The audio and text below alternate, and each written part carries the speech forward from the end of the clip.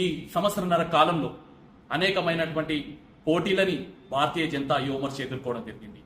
ఈ సమాజంలో ఈ పార్టీ ఏదైతే కాంగ్రెస్ పార్టీ తీసుకున్నటువంటి కొన్ని నిర్ణయాలపైన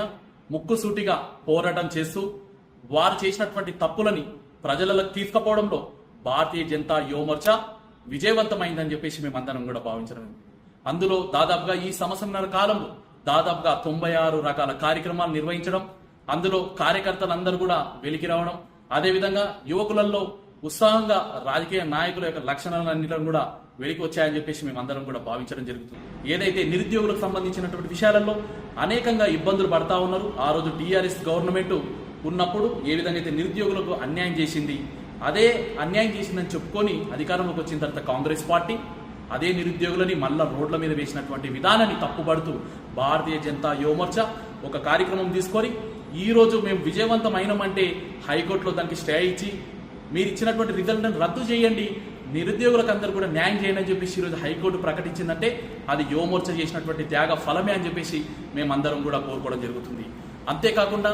ఎక్కడికైతే రాష్ట్రంలో ఉన్నటువంటి యూనివర్సిటీ భూములను అన్నింటిని కూడా కాజేద్దామని చెప్పేసి ఈ యొక్క ప్రభుత్వము కంకణం కట్టుకొని కూర్చున్నటువంటి సందర్భంలో హైదరాబాద్ సెంట్రల్ యూనివర్సిటీ యొక్క ల్యాండ్ని ఎట్టి పరిస్థితుల వేలం వేయనీయమని చెప్పేసి దానికి అనుగుణంగా యువమోర్చా కార్యకర్తలు చేపట్టినటువంటి పోరాట ప్రతిఫలంగానే ఈరోజు యూనివర్సిటీ భూములను మనం కాపాడుకోగలిగినాం. అదేవిధంగా రేవంత్ రెడ్డి గారు ఆ రోజు రాహుల్ గాంధీ గారిని, ప్రియాంక గాంధీ గారిని తీసుకొని వచ్చి జాబ్ డిక్లరేషన్ అని చెప్పేసి, జాబ్ క్యాలెండర్ అని చెప్పేసి ఎవరైతే నిరుద్యోగులను మోసం చేసే ప్రయత్నం చేసిండో వాటిని అన్నింటిని కూడా వెలికి తీసి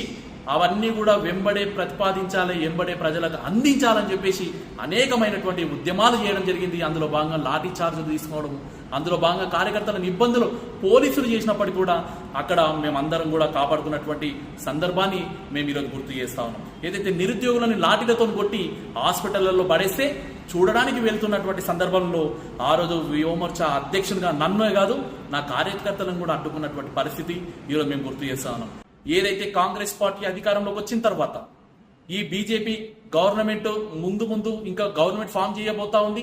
కాబట్టి బీజేపీ అధికారంలోకి రాబోతా ఉంది, ప్రజలలో ఆదరణ పొందుతా ఉన్నది అని చెప్పేసి అక్కుశతోని ఆక్రోశంతో భారతీయ జనతా పార్టీ మీద దాడి చేయడానికి వచ్చి ఇక్కడ ఉన్నటువంటి మా కార్యకర్తల మీద రాళ్లు రువ్వి కట్టెలతోని దాడి చేస్తే మా కార్యకర్తల యొక్క తలలు పలుగుతే మా కార్యకర్త యొక్క రక్తం చూసినటువంటి ఆ కాంగ్రెస్ నాయకుల యొక్క భరతం పట్టాలని ఒక సంకల్పంతో ఒకే ఒక గంటలో దాదాపుగా 100,000 మందిగా తరలి వెళ్లి ఆ గాంధీ భవన్ ముట్టడి కార్యక్రమం నిర్వహించి తీరినాం. ఆ రోజు ధీటైనటువంటి సమాధానం వాళ్ళకి చెప్పి ఇంకోసారి మన భారతీయ జనతా పార్టీ కార్యాలయం మీద